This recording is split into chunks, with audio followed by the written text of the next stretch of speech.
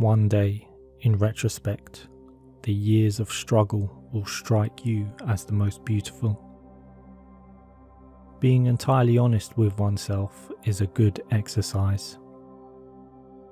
Most people do not really want freedom because freedom involves responsibility, and most people are frightened of responsibility. Unexpressed emotions will never die. They are buried alive and will come forth later in uglier ways. We are never so defenseless against suffering as when we love. Out of your vulnerabilities will come your strength. He that has eyes to see and ears to hear may convince himself that no mortal can keep a secret. If his lips are silent, he chatters with his fingertips. Betrayal oozes out of him at every pore.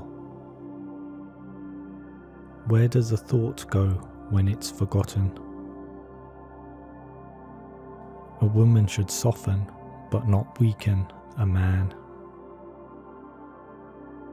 It is impossible to escape the impression that people commonly use false standards of measurement, that they seek power, success, and wealth for themselves and admire them in others, and that they underestimate what is of true value in life. Everywhere I go, I find a poet has been there before me. In the depths of my heart, I can't help being convinced that my dear fellow men, with a few exceptions, are worthless. Whoever loves becomes humble. Those who love have, so to speak, pawned a part of their narcissism. No, our science is no illusion, but an illusion it would be to suppose that what science cannot give us, we can get elsewhere.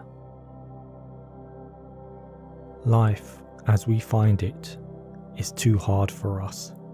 It brings us too many pains, disappointments, and impossible tasks. In order to bear it, we cannot dispense with palliative measures. There are perhaps 3 such measures: powerful deflections, which cause us to make light of our misery; substitutive satisfactions, which diminish it; and intoxicating substances, which make us insensible to it. Words have a magical power. They can bring either the greatest happiness or deepest despair. They can transfer knowledge from teacher to student. Words enable the orator to sway his audience and dictate its decisions. Words are capable of arousing the strongest emotions and prompting all men's actions. Human beings are funny. They long to be with the person they love, but refuse to admit openly. Some are afraid to show even the slightest sign of affection because of fear. Fear that their feelings may not be recognized, or even worse, returned. But one thing about human beings puzzles me the most, is their conscious effort to be connected with the object of their affection, even if it kills them slowly within.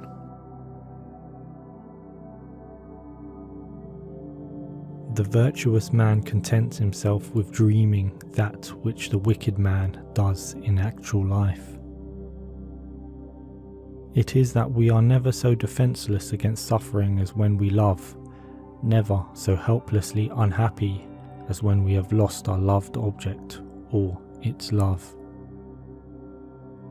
The behaviour of a human being in sexual matters is often a prototype for the whole of his other modes of reaction in life. When making a decision of minor importance, I have always found it advantageous to consider all the pros and cons. In vital matters, however, such as the choice of a mate or a profession, the decision should come from the unconscious, from somewhere within ourselves. In the important decisions of personal life, We should be governed, I think, by the deep inner needs of our nature. Neurotics complain of their illness, but they make the most of it, and when it comes to taking it away from them, they will defend it like a lioness her young. Beauty has no obvious use, nor is there any clear cultural necessity for it. Yet civilization could not do without it. My love is something valuable to me, which I ought not to throw away without reflection. The intention that man should be happy is not in a plan of creation. Men are more moral than they think, and far more immoral than they can imagine. Love and work are the cornerstones of our humanness. The creative writer does the same as the child at play. He creates a world of fantasy which he takes very seriously. What progress we are making. In the Middle Ages, they would have burned me. Now they are content with burning my books. The more the fruits of knowledge become accessible to men, the more widespread is the decline of religious belief.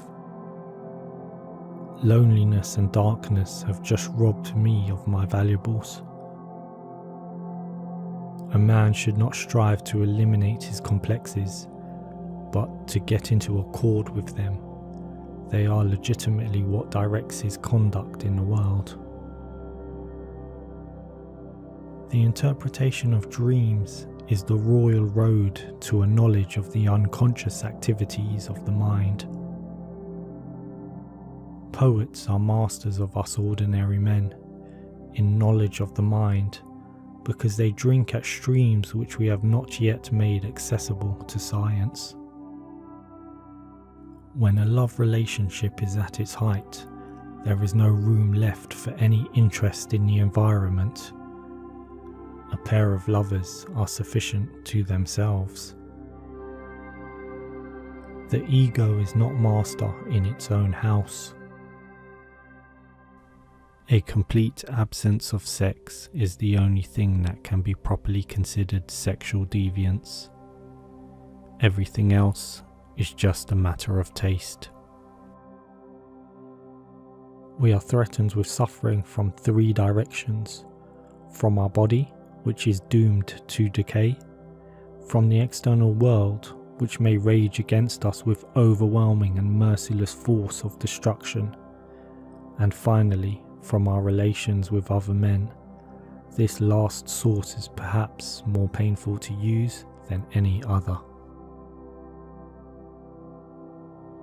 A love that does not discriminate seems to me to forfeit a part of its own value by doing an injustice to its object, and secondly, not all men are worthy of love.